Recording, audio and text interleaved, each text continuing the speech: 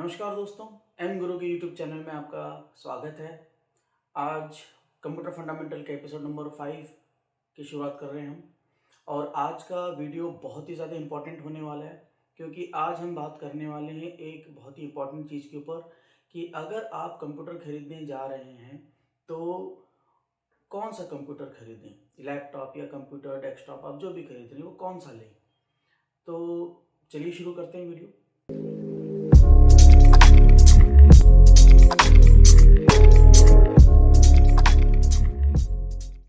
पहली चीज़ ये कि सबसे पहले तो आपको कॉन्ग्रेचुलेशंस, मुबारक हो अगर आप नया कंप्यूटर खरीदने वाले हैं, नया लैपटॉप अगर खरीद रहे हैं तो। पहली चीज़ देखिए जो हमारे सामने आती है खरीदने के समय कि हम क्या सोच के खरीद रहे हैं, लेकिन जैसे कि हम खरीदने जा रहे हैं कंप्यूटर या लैपटॉप, तो हम मेन चीज़ उसमें क्या देख रहे हैं, हम उसमें पॉइंट क्या देख रहे हैं। देखिए बहुत लोग गलती ये करते हैं कि हम कंप्यूटर खरीदने के समय कर क्या रहे हैं कि दोस्त के पास क्या है, पड़ोसी ने क्या लिया हुआ है, फ्रेंड के पास क्या है, उसके घर में क्या है, उसने क्या लिया, शर्मा जी ने क्या लिया है, पांडे जी के पास क्या है। तो लेकिन ये बिल्कुल गलत है, क्योंकि दरअसल ये जो कंप्यूटर आप खरीद रहे हैं इसे आप इस्तेमाल करेंगे, आपके दोस्त नहीं, आपके पड़ोसी नहीं। तो जब आप इस्तेमाल करेंगे तो आप अपने इस्तेमाल के लिए इसको खरीदिए।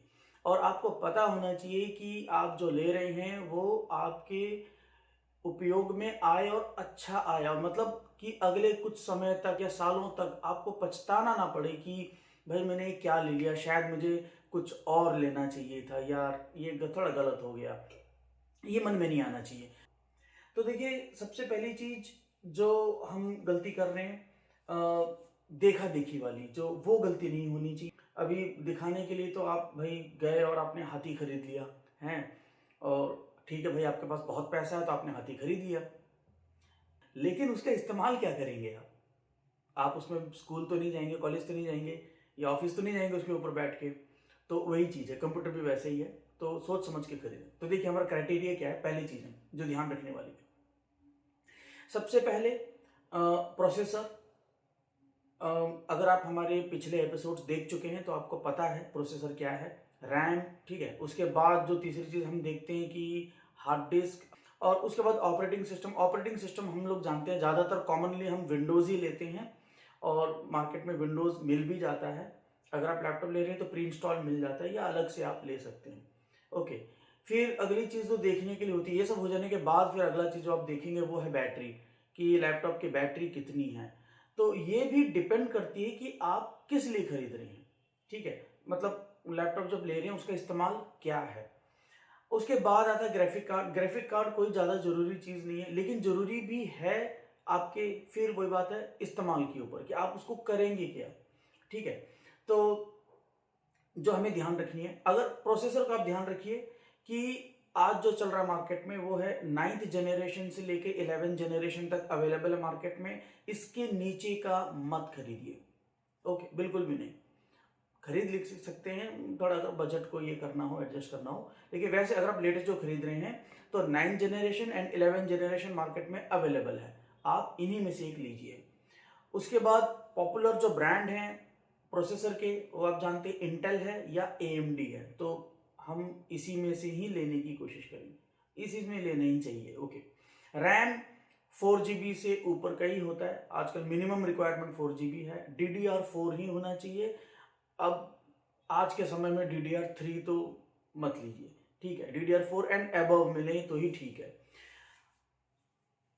हार्ड डिस्क जो खरीदेंगे आप वो दो ही कंपनी की आती हैं, दो ब्रांड्स याद रख लीजिएगा, वेस्टर्न डिजिटल एंड सीगेट। वैसे और भी ब्रांड हैं लेकिन ये सबसे टॉप मोस्ट हैं, तो आपको अगर क्वालिटी का चाहिए तो इन्हीं का ही लीजिए। अब हार्ड डिस्क और SSD में क्या है ये भी आप पिछले एपिसोड में समझ चुके होंगे, आपने देख लिया है। तो मैं आपको बता देता हूँ कि SSD फास्ट होता है, बिजली कम खाता है, और लेकिन इसकी कैपेसिटी कम है क्योंकि ये अभी भी काफ़ी महंगा है। तो हार्ड डिस्क जहाँ आप 1 TB का लेते हैं, वहीं पर SSD आपको 256 GB का मिलेगा, लेकिन फायदे का है। मैं तो कहूँगा 1 TB की जगह आप SSD ले लें, आप बहुत ज़्यादा फायदेमंद में रहेंगे। क्योंकि हार्ड डिस्क क्या है, सिर्फ मेमोरी स्टोरेज है, वो आप एक एक्सटर्नल हार्ड डिस्क लेके भी रख सकते हैं, जरूरी नहीं है कंप्यूटर के अंदर ही सारा कुछ रखना। ओके, और बैटरी आपका मिनिमम 3 घंटे का तो बैकअप होना ही चाहिए। इस अभी तो जो आ रहे हैं इससे ज़्यादा के ही आ रहे हैं, तो लेकिन आप जो भी ले रहे हैं, क्योंकि हर चीज़ बजट के साथ अप डाउन हो जाती है, तो 3 घंटे तो मिनिमम उसका बैकअप होना ही चाहिए। ओके, चलिए, तो अगली चीज़ जो है, अब हम बात करते हैं कंप्यूटर जो हम खरीदने वाले। अब जैसे मैंने आपको पहले कहा था कि आप क्यों ले रहे हैं, आपका इस्तेमाल क्या है। तो इस्तेमाल के लिए सबसे पहले आपको इसको कैटेगराइज करना है 3 कैटेगरी में। जो हम यूज करते हैं वो 3 कैटेगरी में कंप्यूटर्स होते हैं। पहला है बिजनेस लैपटॉप्स, पर्सनल लैपटॉप्स दूसरा, और तीसरा है गेमिंग लैपटॉप्स। तो मैं लैपटॉप कह रहा हूँ, डेस्कटॉप या लैपटॉप, इसके बारे में हम बाद में बात करेंगे कि कौन सा अच्छा है कौन सा नहीं, और क्या लेना है, एडवांटेज क्या है, डिसएडवांटेज क्या है, प्रॉस एंड कॉन्स। फिलहाल मैं इनको लैपटॉप ही मान के चल रहा हूँ, क्योंकि ज़्यादातर लोगों का अट्रैक्शन लैपटॉप के ऊपर ही होता है ना। तो चलिए, पहली कैटेगरी है बिजनेस लैपटॉप्स की। तो बिजनेस लैपटॉप किसे खरीदना है? बिजनेस लैपटॉप वही लोग खरीदेंगे जो बिजनेस के लिए खरीद रहे हैं लैपटॉप को, कंप्यूटर को। ओके, इस्तेमाल क्या होता है, देखिए आप उसमें क्या चलाएंगे। ज़्यादा से ज़्यादा आपके लिए MS ऑफिस, जो कि पूरा ऑफिस वर्क के लिए है, पावर पॉइंट प्रेजेंटेशन है, लेटर्स वगैरह डॉक्यूमेंटेशन है, MS वर्ड है, ठीक है, एक्सेल है, थोड़ा अकाउंटिंग, तो बिलिंग सॉफ्टवेयर होगा, इन्वेंट्री मैनेजमेंट होगा, ये थोड़ा बहुत इंटरनेट सर्फिंग भी करेंगे, बिजनेस में जरूरत पड़ेगा आपको इसका भी। ये ओके, तो ये सब सारे इस्तेमाल हो सकते हैं बिजनेस लैपटॉप की। इसके अलावा बिजनेस लैपटॉप का इस्तेमाल एक और हो सकता है, वो है बच्चों के एजुकेशन के लिए भी आप इसे परचेज कर सकते हैं, लेकिन ये बिलो क्लास 10 के, ओके, या 10th क्लास के बच्चों तक ही आएगा, उनके आगे ज़्यादा काम नहीं करेगा ये। तो क्योंकि बिजनेस लैपटॉप क्या है, जैसे दुकान वगैरह है, बिजनेस है, इनके लिए चाहिए होता है, और इसमें इतना ही इस्तेमाल होगा। तो इसमें ज़्यादा पावर की ज़रूरत नहीं है, ज़्यादा आपको पावरफुल कंप्यूटर की ज़रूरत नहीं पड़ती है बिजनेस लैपटॉप्स में, क्योंकि ये बिजनेस के लिए यूज़ हो रहा है। और देखिए, बिजनेस लैपटॉप वही खरीदेंगे जो बिजनेस के लिए खरीद रहे हैं। बिजनेस खरीद रहे हैं तो आप बिजनेस माइंडेड हैं, आप नहीं चाहेंगे कि आप बहुत ज़्यादा पैसा ऐसी चीज़ पे इन्वेस्ट कर दें जहाँ से आपको ज़्यादा कुछ मिलना नहीं है। तो आप एक परफेक्ट चीज़ लेना चाहेंगे, एक्स्ट्रा फालतू का पैसा इन्वेस्ट नहीं करेंगे। बिजनेस वाले ऐसा गलती करते भी नहीं है। ओके, तो ये है बिजनेस लैपटॉप की कैटेगरी। अच्छा, बिजनेस लैपटॉप मतलब उसकी कैटेगरी क्या, कॉन्फ़िगरेशन कैसा होगा उसका, तो उसके बारे में बता देता हूँ। इसका मिनिमम 4 GB रैम तो होगा ही, रैम तो 4 GB तो मिनिमम है। हार्ड डिस्क 1 TB या 256 GB का SSD हो सकता है। प्रोसेसर जो है आप इंटेल सेलेरॉन भी ले सकते हैं, जिसमें कि सबसे बढ़िया जो है, अगर सेलेरॉन ले रहे हैं तो उसमें सबसे बेस्ट आता है N3450, क्वाड कोर का है प्रोसेसर, बहुत बढ़िया है वो। या दूसरे इस N सीरीज में आपको 4020 एंड N4000 जो डुअल कोर प्रोसेसर्स हैं सेलेरॉन के आ जाएंगे। इसके अलावा इंटेल पेंटियम गोल्ड भी ले सकते हैं, या आप इंटेल कोर i3 या AMD Ryzen 3 के प्रोसेसर भी वाले लैपटॉप भी ले सकते हैं, ये भी अच्छे काम करते हैं। क्लॉक स्पीड प्रोसेसर की आपको ज़्यादा जरूरत नहीं होती है, इसलिए 1.1 गीगाहर्ट्ज से 2.6 गीगाहर्ट्ज इनफ है, काफ़ी है इतना काम करने के लिए। ओके, तो जो बिजनेस लैपटॉप्स हैं वो आपको 20,000 से 30,000 के रेंज में मिल जाएंगे। ओके, ये बच्चों के लिए भी अच्छा है वैसे, क्लास 10 तक के बच्चों के लिए भी, क्योंकि इससे ज़्यादा का इस्तेमाल होता नहीं है बच्चों के पास भी। इंटरनेट सर्फिंग करेंगे या अपना कुछ काम करेंगे, ऑफिस वगैरह यूज़ करेंगे, ठीक है, MS ऑफिस वगैरह, और टाइपिंग टूपिंग का काम होगा, या छोटी मोटी कोडिंग वोडिंग सीखेंगे, इतना ही होता है बच्चों का, इससे ज़्यादा तो होता नहीं है। ओके, नेक्स्ट कैटेगरी आती है हमारी पर्सनल लैपटॉप्स की। पर्सनल लैपटॉप्स क्या होती हैं? पर्सनल लैपटॉप आप अपने लिए लेते हैं, और जाहिर है इसमें सिर्फ बिजनेस वाले काम नहीं होते, बहुत सारे एक्स्ट्रा चीज़ें भी होती है। भाई आपका पर्सनल है, आप बहुत कुछ इसमें करना चाहेंगे, जैसे कि आप MS ऑफिस तो यूज करेंगे ही, वर्ड एक्सेल पावर वगैरह। इसके अलावा आप वीडियो एडिटिंग भी कर सकते हैं, वीडियो स्ट्रीमिंग कर सकते हैं पर्सनल है, बहुत सारी चीज़ें आपका दिल करेगा करने का, जैसे पिक्चर्स। नॉर्मली हम फोटोग्राफ भी अपना लैपटॉप में, कंप्यूटर में ही स्टोर करते हैं, आजकल तो डिजिटल कैमरा का ज़माना है। ओके, एंड फोटोग्राफी रखी है तो आप थोड़ा सा उसको भी एडिट करेंगे, तो थोड़ा सा मतलब फोटोशॉप वगैरह भी यूज़ करेंगे थोड़ा सा प्रोसेसिंग के लिए। और आपके एजुकेशन के भी काम की हो सकती है। एजुकेशन में आपका जैसे कि इंटरनेट सर्फिंग यूज़ हो सकता है, कोडिंग, प्रोग्रामिंग, ग्राफिक डिज़ाइनिंग है, ऐसे कुछ यूट्यूब वीडियो वगैरह, या छोटा मोटा गेमिंग भी होगी, गेमिंग। ओके, एक गेमिंग भी पार्ट हो सकता है, पर्सनल कंप्यूटर में गेमिंग भी चाहिए होगी। ये सब चीज़ों को पूरा करने के लिए आपके पर्सनल लैपटॉप का कॉन्फ़िगरेशन कैसा होना चाहिए। तो इसके लिए देखिए रैम जो है वो आपका 4 GB से 8 GB तक होना चाहिए। इसके बीच में आपका जैसा बजट हो, आपकी जैसी रिक्वायरमेंट हो।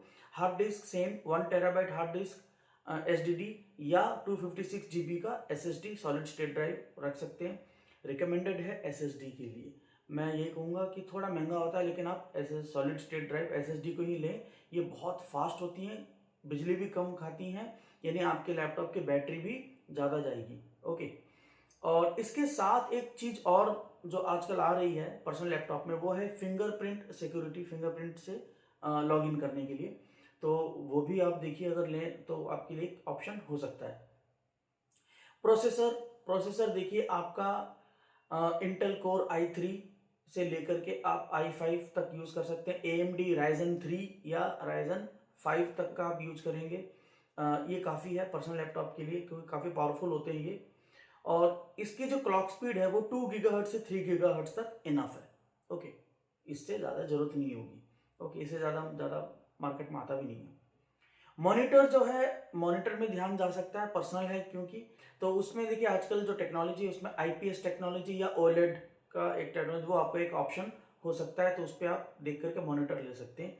ओके, वैसे लैपटॉप में भी आता है। डेस्कटॉप है तो फिर तो बहुत बढ़िया, आपको अलग से मॉनिटर बहुत बढ़िया, बहुत सारी वेराइटी मिल जाएंगी।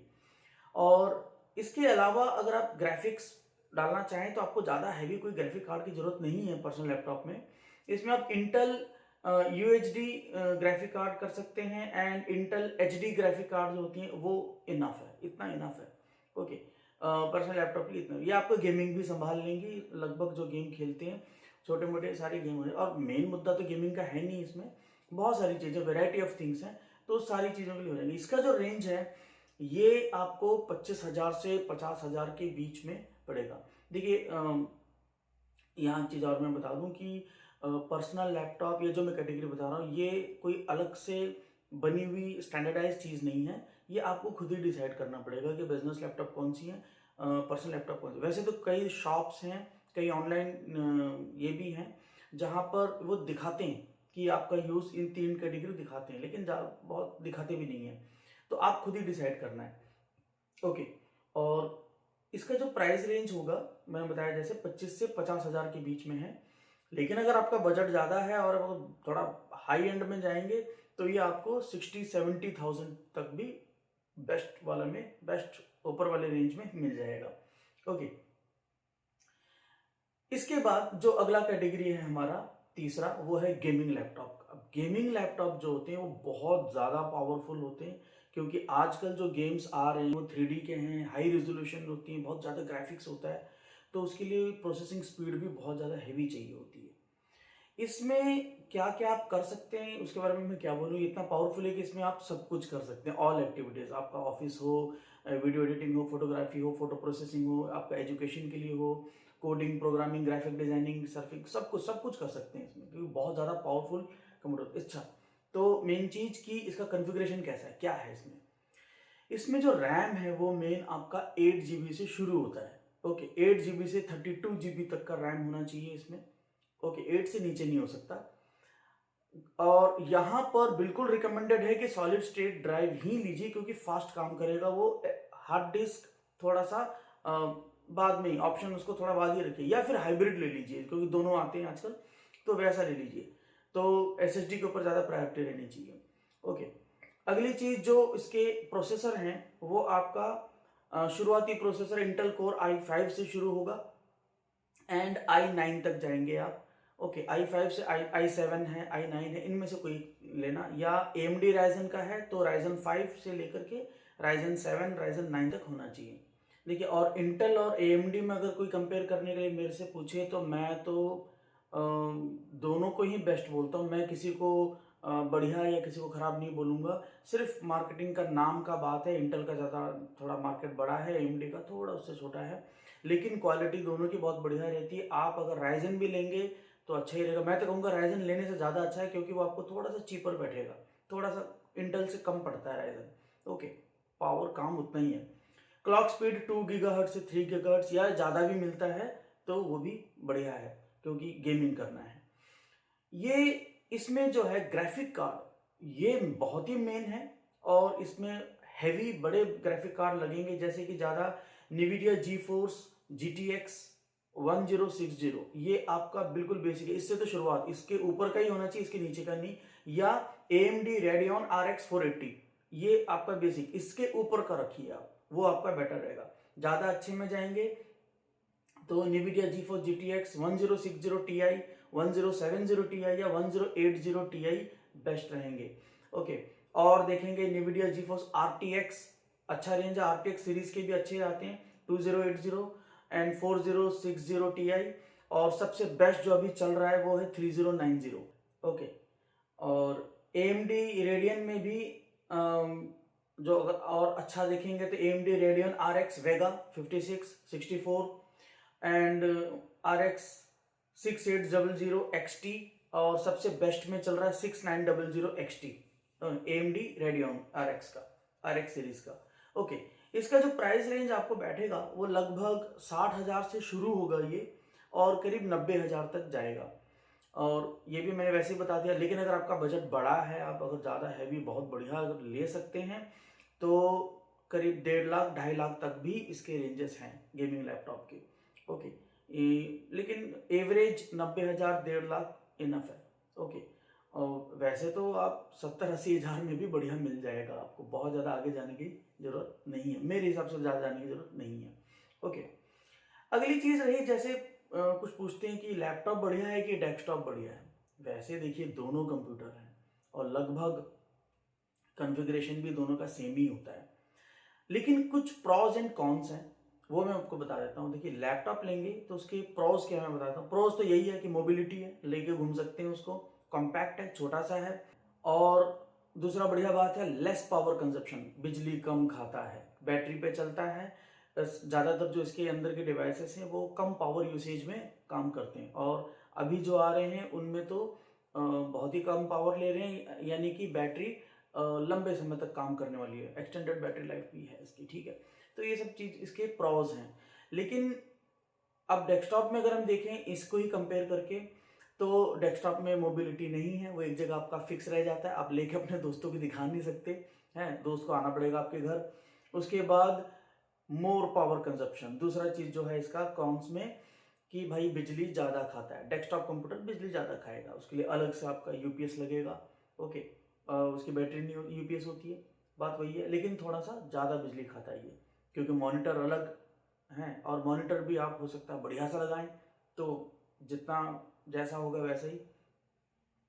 अब अगर हम इसके प्रोस और कॉन्स में देखें तो लैपटॉप में देखिए, लैपटॉप एक्सपेंसिव होता है, ठीक है। सेम कॉन्फ़िगरेशन में अगर आप लैपटॉप और डेस्कटॉप खरीदते हैं तो आपको लैपटॉप महंगा मिलेगा, डेस्कटॉप सस्ता मिलेगा। मतलब कहने का मतलब ये है कि अगर एक फिक्स अमाउंट में, अगर आप सेम एक अमाउंट से अगर आप लैपटॉप खरीदते हैं, डेस्कटॉप खरीदते हैं, तो दोनों में ज़्यादा पावरफुल डेस्कटॉप ही होगा। ओके, क्योंकि डेस्कटॉप थोड़ा सस्ता होता है, लैपटॉप महंगा होता है।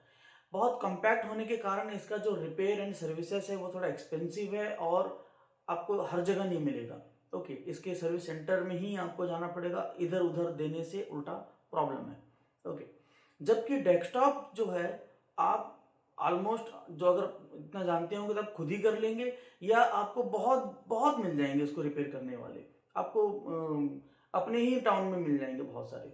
लेकिन लैपटॉप के लिए थोड़ा सा ध्यान रखना पड़ता है। ओके, दूसरा क्या है, लैपटॉप का स्क्रीन छोटा होता है, आप उसको एक लिमिट तक ही बड़ा कर सकते हैं, और ज़्यादा बड़ा नहीं कर सकते, क्योंकि लैपटॉप आते ही उसी स्क्रीन में लेकिन डेस्कटॉप में आप बड़े स्क्रीन यूज़ कर सकते हैं।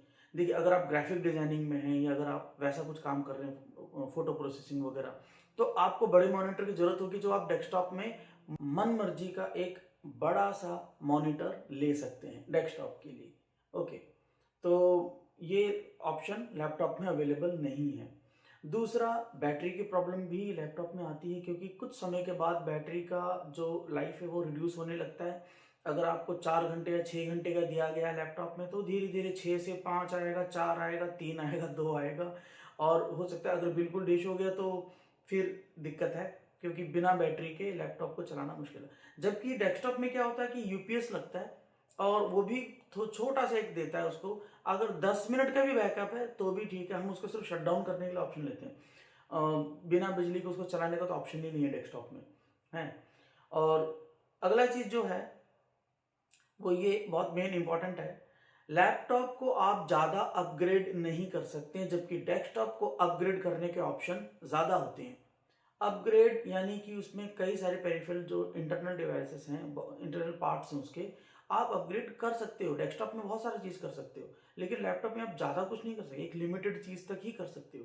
आप लैपटॉप में ज़्यादा से ज़्यादा रैम बढ़ा दोगे, लेकिन डेस्कटॉप में आप बहुत कुछ कर सकते हैं, उसमें काफ़ी उसको अपग्रेड कर सकते हैं।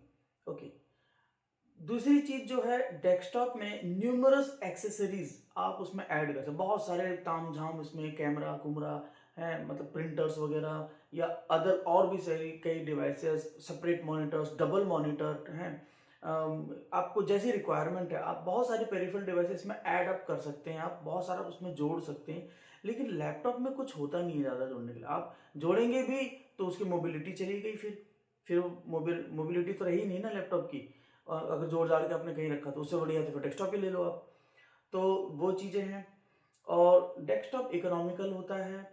और मैं तो कहूँगा अगर स्टूडेंट्स आपके जो स्टूडेंट लाइफ वाले हैं, अगर आप बिलो 10th क्लास या उसके आसपास या उससे नीचे के हैं, तो आपको डेस्कटॉप ही होना चाहिए। लैपटॉप थोड़ा सा डेलिकेट भी होता है, गिर गुर गया, लग गई चोट तो खराब हो जाएगा, गड़बड़ हो जाएगी। ठीक है, तो आशा करता हूँ कि आपको ये जानकारी अच्छी लगी होगी, काफ़ी कुछ आपने समझा होगा आज के एपिसोड में। क्योंकि मेरे पास जो है कई स्टूडेंट्स जो ऑलरेडी किए हुए हैं कोर्स, वो भी आके पूछते हैं, तो मेरे को लगा इसके ऊपर एक वीडियो बना देते हैं। और वीडियो को ज़्यादा से ज़्यादा लाइक करिए, शेयर करिए, अपने दोस्तों को भी बताइए। मैं डिस्क्रिप्शन में इन सभी कैटेगरीज के कंप्यूटर्स का लिंक डालूंगा, आप वहाँ से खरीद भी सकते हैं, नहीं तो कम से कम आपको एक आइडिया मिल जाएगा कि कौन से उससे मिलते जुलते दूसरे कंप्यूटर्स जो भी आपको ठीक लगे वैसा आप ले सकते हैं। तो जानकारी अच्छी लगी तो शेयर जरूर करिएगा, अगर अभी तक आपने नहीं किया है तो। अगर आप पहली बार आए हैं तो सब्सक्राइब पक्का कर लीजिएगा। ठीक है, मैं और आगे और भी ऐसी जानकारी लाता रहूँगा। आज का एपिसोड हमारा इसी के ऊपर था, और नई जानकारी जो हमारा कोर्स तो चल ही रहा है, तो अगले एपिसोड में हम फंडामेंटल कोर्स को और कंटिन्यू करेंगे आगे। ओके, तब तक के लिए नमस्कार, अगली वीडियो में फिर मिलते हैं, धन्यवाद।